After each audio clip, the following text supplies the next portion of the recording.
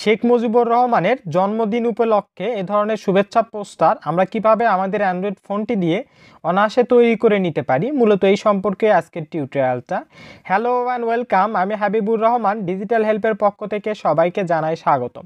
আমার ভিডিও ডিসক্রিপশনে দেখবেন আমি একটা পিএলপি ফাইলের লিঙ্ক শেয়ার করছি। লিঙ্কটাতে সরাসরি ক্লিক দিলেও হবে, অথবা যে কোনো একটি ব্রাউজারে গিয়ে আমরা যদি সার্চ দেই তাহলে এরকম একটা ইন্টারফেস আপনাদের সামনে কিন্তু চলে আসবে।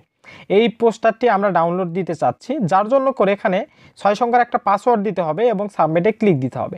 আর এই পাসওয়ার্ডটির জন্য করে অবশ্যই আমার টিউটোরিয়ালটা কিন্তু সম্পূর্ণটা দেখতে হবে, কেননা আমার টিউটোরিয়ালের মাঝখানে কিন্তু আমি পাসওয়ার্ডগুলো দিয়ে রাখছি।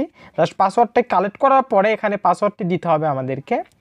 জাস্ট পাসওয়ার্ডটি দেওয়া হয়ে গেলে আমরা জাস্ট এখানে সাবমিটে একটা ক্লিক দিব। সাবমিটে ক্লিক দেওয়ার পর এখান থেকে আমাদেরকে এই লিঙ্কের উপর একটা ক্লিক দিতে হবে। ক্লিক দেওয়ার পরে এখানে যদি আপনার জিমেলটি অ্যাড না দেওয়া থাকে তাহলে অবশ্যই এখান থেকে আমরা জিমেলটি অ্যাড দিয়ে নিব। নেওয়ার পরে আপনার ফোনে যদি গুগল ড্রাইভ থাকে তাহলে এরকম একটা ইন্টারফেস চলে আসবে। জাস্ট সেখান থেকে আমরা কিন্তু এই থ্রি ডট একটা ক্লিক দিব। দেওয়ার পর এখান থেকে ডাউনলোড অপশনে গিয়ে জাস্ট এটা আমরা ডাউনলোড করে নিব। আপনার ফোনে যদি গুগল ড্রাইভ নাও থাকে তাও কিন্তু আপনি এটা ডাউনলোড করতে পারবেন। এটা আমরা মিনিমাইজ করে দেবো। মিনিমাইজ করে দেওয়ার পরে পিকচার ল্যাবটি ওপেন করতে হবে। পিকচার ল্যাবটি ওপেন করার পরে সাইডে থ্রি ডট আমরা একটা ক্লিক দিব। ক্লিক দেওয়ার পরে এখান থেকে আমাদেরকে ওপেন ডট পিএলপি ফাইলে একটা ক্লিক দিতে হবে। এখান থেকে জাস্ট আমরা ডট পিএলপিতে একটা ক্লিক দিব। ক্লিক দেওয়ার পরে আমরা যে পিএলপি ফাইলটি ডাউনলোড দিলাম সেইটা যে ফোল্ডারে ডাউনলোড হয়েছে সেখানে গিয়ে আমাদেরকে জাস্ট সিলেক্ট করতে হবে। জাস্ট এই ফাইলটি আমরা সিলেক্ট করব। সিলেক্ট করার পর এখান থেকে ওপেন অ্যান্ড অ্যাড একটা ক্লিক দিবেন। দেওয়ার পরে আমরা যদি ফোনে ব্যাগে আসি বা ব্যাগ স্পেস দিই তাহলে এরকম একটা ইন্টারফেস চলে আসবে। জাস্ট আমি এখানে সম্পূর্ণটাতে লক দিয়ে রাখছি। আপনি যেটা পরিবর্তন করতে চাচ্ছেন সেটার উপর থেকে লকটি তুলে দিয়ে কিন্তু কাজ করতে পারবেন।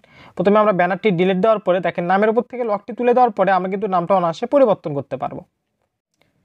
অর্থাৎ এখানে আমরা যেটা পরিবর্তন করতে চাচ্ছি সেটার উপর থেকে জাস্ট লকটি তুলে দেওয়ার পরে আমরা কিন্তু অনায়াসে এটা পরিবর্তন করতে পারবো। এই যে নামের লেখাটাও কিন্তু লেখার যে কালারটা আছে সেই কালারটা কিন্তু আমরা যেখান থেকে চেঞ্জ করে নিতে পারবো। আপনার যে কালারটি ভালো লাগে আপনি কিন্তু এখান থেকে সেই কালারটি এখানে রাখতে পারেন। আর জাস্ট এখানে আমরা যদি ব্যাকগ্রাউন্ডটা চেঞ্জ করতে চাই সেক্ষেত্রে ব্যাকগ্রাউন্ডটা সিলেক্ট করব। সিলেক্ট করার পরে এখান থেকে একটু স্ক্রল ডাউন করে আমরা কালার অপশনে গিয়ে কালার জেনারেট করে নিয়ে আমরা কিন্তু ইচ্ছে মতো কালার এখানে ব্যবহার করতে পারি। আর পিকচার ল্যাবে কীভাবে কালার জেনারেট করতে হয় সম্পর্কে একটা টিউটোরিয়াল আছে আমার, আপনারা চাইলে কিন্তু সেটাও দেখে নিতে পারে। এই লেখাগুলো যেগুলো আছে এইগুলোরও কালার কিন্তু আমরা চেঞ্জ করতে পারবো। জাস্ট কালার অপশনে গিয়ে ইনেবল করে দেওয়ার পর আপনি যেই কালারটা ভালো লাগবে আপনি কিন্তু সেই কালারটা ব্যবহার করতে পারেন। এখানে ছবি অ্যাড দেওয়ার জন্য করে প্রথমে এই ছবিটা আমাদেরকে ডিলিট করতে হবে। ছবিটা ডিলিট করার পর এখান থেকে প্লাস আইকনে আমাদেরকে একটা ক্লিক দিতে হবে। প্লাস আইকনে ক্লিক দেওয়ার পরে ফ্রম গ্যালারিতে আমাদেরকে চলে যেতে হবে। গ্যালারিতে গিয়ে আমরা যেই ছবিটা এখানে অ্যাড দিতে চাচ্ছি সেই ছবিটা এখন আমাদেরকে সিলেক্ট করতে হবে। আর ছবি থেকে ব্যাকগ্রাউন্ড কীভাবে রিমুভ করতে হয় এ সম্পর্কে একটা টিউটোরিয়াল আছে আমার। আপনারা যদি সেই টিউটোরিয়ালটা দেখে আসেন তাহলে কিন্তু প্রফেশনালি যে কোনো ছবি থেকে ব্যাকগ্রাউন্ড রিমুভ করে নিতে পারবেন। জাস্ট আমরা ছবিটা সিলেক্ট করে নেওয়ার পরে একটু ক্রপ করে নেব। এরকম ক্রপ করে নেওয়ার পরে একটু ছোটো করার প্রয়োজন হলে আমরা কিন্তু একটু ছোটো করে নিতে পারি। ছোটো করে নেওয়ার পরে জাস্ট এখানে দিয়ে দিব। দিয়ে দেওয়ার পরে আমরা যে ছবিটা নিলাম সেই ছবিটা এখন আমাদেরকে টেনে নিচে নিয়ে আসতে হবে, অর্থাৎ আমাদেরকে শেপের নিচে নিয়ে আসতে হবে। শেপের নিচে নিয়ে আসার পরে আমাদের কাজটা কিন্তু এখানে মোটামুটি কমপ্লিট। এখানে আপনারা যতগুলো শেপ আমি ব্যবহার করছি আপনারা কিন্তু প্রত্যেকটা হলো যে আমরা কিন্তু চেঞ্জ করতে পারবো। আপনি যেটা ভালো লাগবে আপনি কিন্তু সেটা এখান থেকে চেঞ্জ করে নিতে পারেন। সেই যে বেলুনগুলো আছে বেলুনগুলোর উপরে আমরা কিন্তু ছবিটা দিয়ে দিব। জাস্ট হয়ে যাওয়ার পরে আমরা যদি উপরে শেপের কালারটাও চেঞ্জ করতে চাই সেক্ষেত্রে কিন্তু সেটাও আমরা করতে পারি। জাস্ট এখন সেভ দেওয়ার জন্য করে সেভ বাটনে একটা ক্লিক দিবেন। দেওয়ার পরে সেভ অ্যাজ ইমেজে একটা ক্লিক দিব।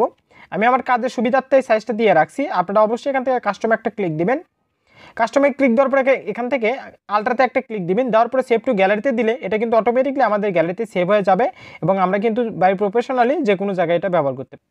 সবাইকে ধন্যবাদ আমার টিউটোরিয়ালটি মনোযোগ সহকারে সম্পূর্ণটা দেখার জন্য করে।